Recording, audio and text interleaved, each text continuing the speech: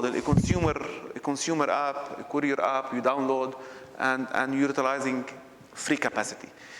The issue, the challenge that you have, because of tens of thousands of packages that come on a regular basis, and when it comes to online e-commerce, neither the e-tailer will be able to give you a right prediction. He will tell you, Hussein, I have 10,000 shipments, and he might give you 100,000 shipments. But while my system is designed to handle 10 and plus 10%.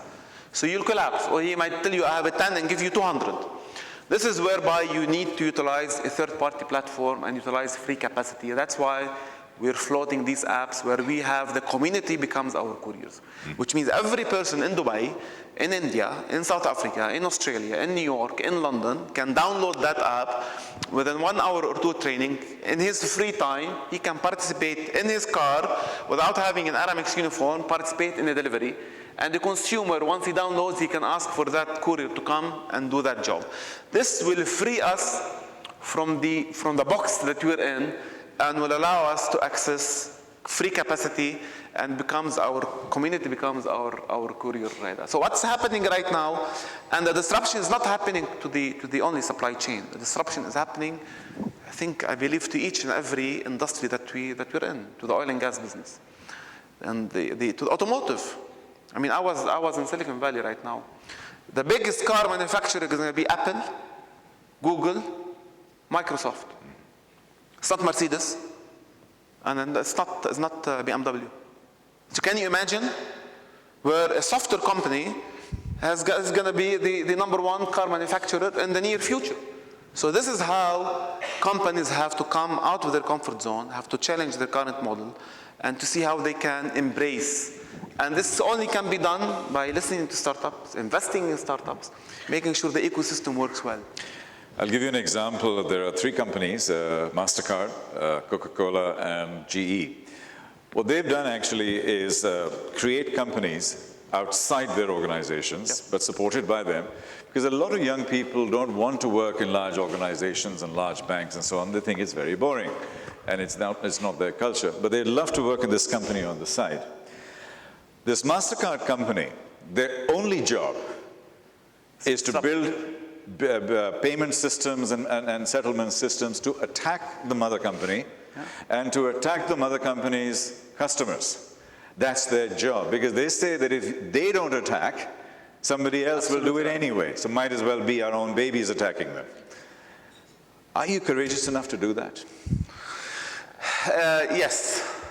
We are in the process. Are you engaging with these thought processes? We're in the process. You'll hear something soon, in probably Q1, what we're doing in that space. Okay. We're already investing in startups. We're doing investments up in Brazil. We're investing up in India. We're doing some startups here. So we're in that space.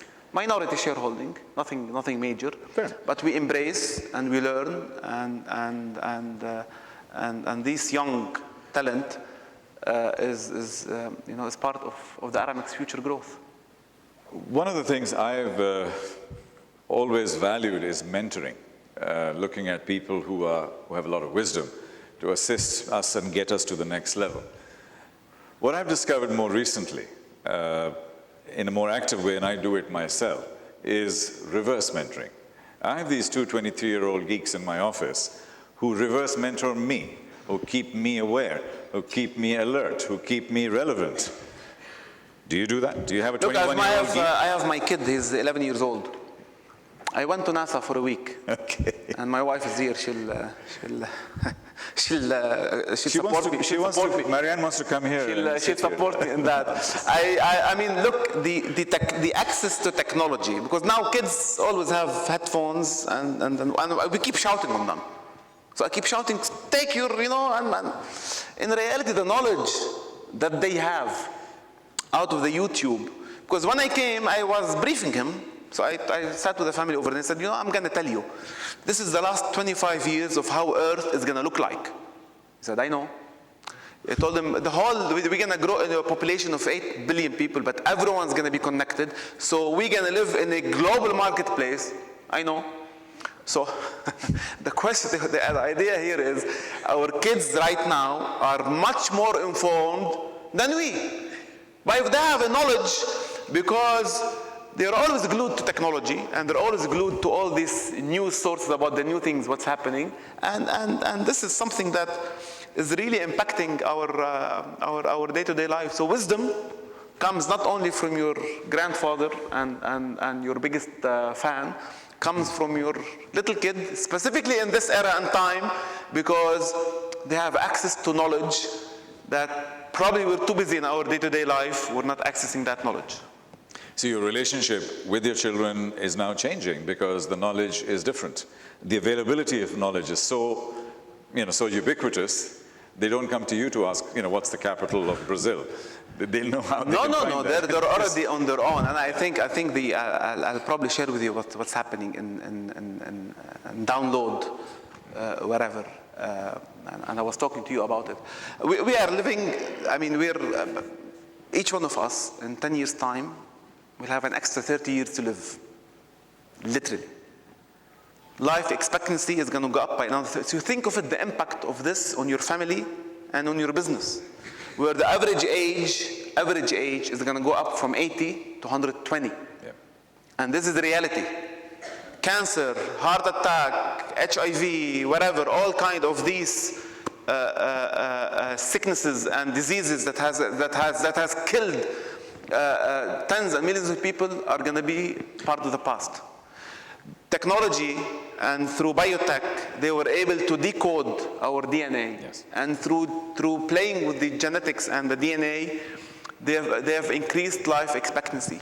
Artificial intelligence is moving beyond what we think we know. Going to a doctor right now is going to go through an app. Can you imagine? Because that app has currently 90% accuracy compared to 50%. Robots going to be part of our day-to-day life. We simulated a relationship between a robot and human. Synthetic food is there. Energy in abundance. Food in abundance. No problem. It's available. Technology, which is coming to us, happening now. Do you know that 3D printing has been there for 32 years? Yeah. 3D printing. Can you imagine the disruption to my business in 3D printing? Where supply chain will cease to exist because you're going to print everything? They're printing hearts. Yeah. They're printing cells. They're printing blood. They're printing everything. So can you imagine what kind of a world we're going to live in? So this is how the world is changing. This is how we're going to live longer, but technology is all across. And this is how a major change is happening, and that's not far away. And whatever I'm talking about is something which is already there. It's a matter of final tuning, final testing, packaging, and moving. And you talked about virtual reality, absolutely, augmented reality. Yeah. This is happening. So my thesis is, which we discussed, that what got us to this point today will actually not get us there.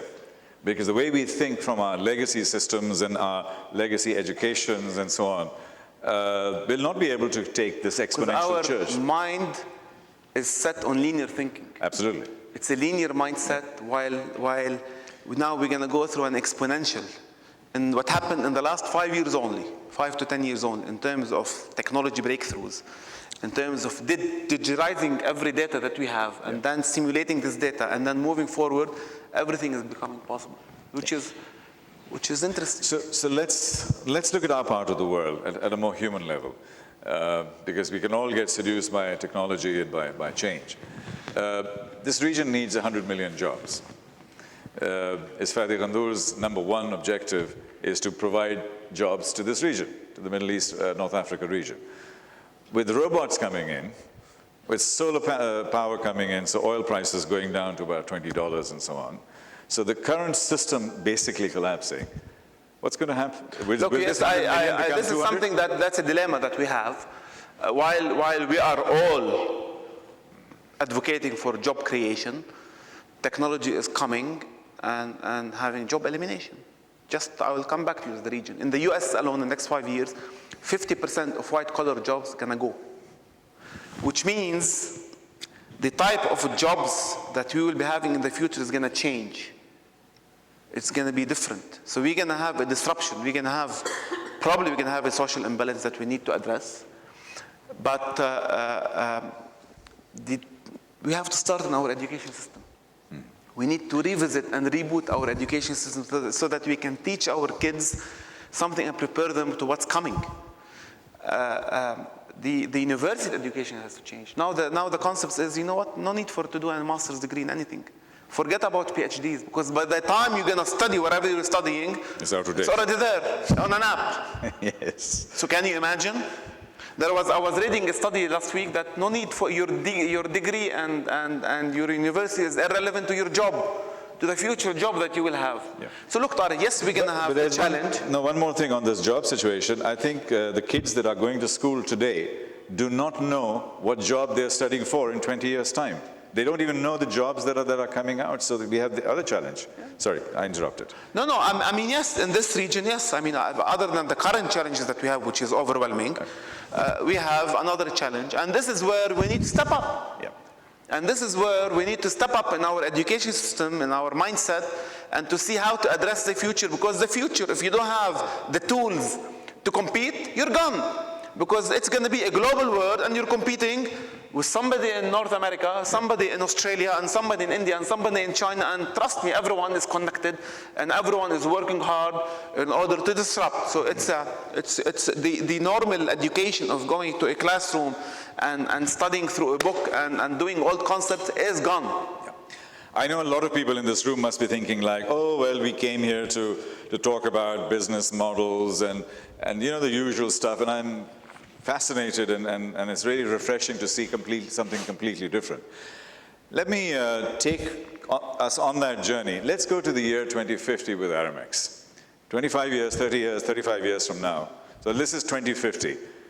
Aramex doesn't exist in the same way, does it? Because no. 25 years, 30 years from now, Google is going to be in cars, is going to be in other things. It's not going to be in search. So you cannot define yourself anymore as a courier company or a supply chain company or a logistics company. I cannot define myself anymore, but I can define space travel, I can define drones, I can define robotic cars, I can define robots, I can define 3D printing. This is where I'm going, is that maybe in 2050, you'll be delivering your stuff with drones. You'll be delivering your documents through, I don't know, some kind of instant transfer. What about virtual reality? Virtual reality. You don't need to do any of that. Who knows? Look, this science seems freaky, it seems crazy, but this is reality. This is reality, and this is how we need to prepare ourselves to the new economy and to the new world, and what implication this will have on us, on our behavior as human beings. This is how it is. You talked about abundance. Yes. But all our life we lived in scarcity, right? We lived in scarcity, but more in the scarcity of the mind and the imagination. But now, once you've broken the code, and then you looked at everything as in abundance, this will define human relationship, will define business models. Look, I don't know. What I know is something very simple. Every time I wake up in the morning, I say, thanks God. Do you know why? Because you always have a chance to do something better. Yeah. This is a very simple concept. Every time you wake up in the morning, every time, every day, a Monday, you wake up, today is what? Today is Wednesday? Thursday. You wake up tomorrow at Thursday, 9 o'clock, whatever time you wake up, you should be very happy. Extremely happy. Why? Because what? Because you're alive. And since you're alive and kicking, and you've got this thing here, you can change whatever has been there before, and you can be positive about the future and move on. And the same thing and that's, you know, as simple as it is, that's my motto in life. Every day I wake up, I say, oh my God, I'm so happy.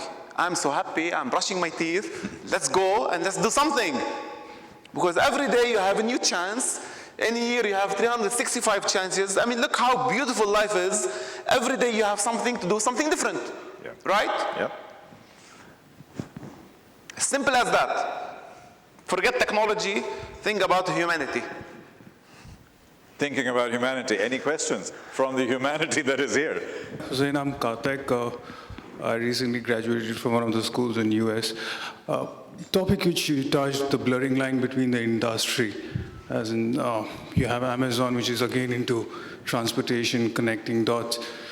You have Uber, which is again connecting. How are you going to pick the industry of the future where Aramex is going to be? You've already discussed this, and it's an extension of a question where you asked, where is Aramex going to be in 2050? So, I mean, how far you're planning? Is it like... We're launching a new model, a new disruptive model in December. Now, every one of you, if you are an Aramex customer, we've analyzed you for the last 3 years. We took every data, put it in supercomputers, put it to a data lake, and analyzed your behavior so that I can predict your future behavior. It's the CIA. So that's how we operate now. This is how I can move from my operation from reactive to predictive. So anytime I have a shipment for you, automatically I'll be able to be 90% accurate where you will be at what time and what kind of a delivery, what kind of expectation you're having. On top of that, through your mobile you'll have an app, and through the app you have the freedom to connect with the Aramex community, and then you have a rating system, you have a payment system, you have an Uber experience, you have the whole thing. The current model is centralized. The communication between you as a consumer and the courier is done through a call center and a dispatcher. Now we're opening it up. So we are embracing this change. We've been in that change for a year. We're already testing, by the way. We're testing in Dubai, we're testing in India. We will go live by mid-December, and we will kickstart, basically we'll roll it out in Q1 2016. It'll be a global solution. This is going to be probably one of the few companies that's embracing that. I mean, Uber is doing that, moving people, but obviously we're moving packages. And on top of that, we're not only utilizing the capacity of our couriers, we're utilizing the capacity of our back office. Anybody in Aramex can participate. Utilizing the capacity of food delivery companies. Anybody who has a fleet of cars, or individuals who want to participate. So this is how you have the whole community coming and working. Look, business model is going to change.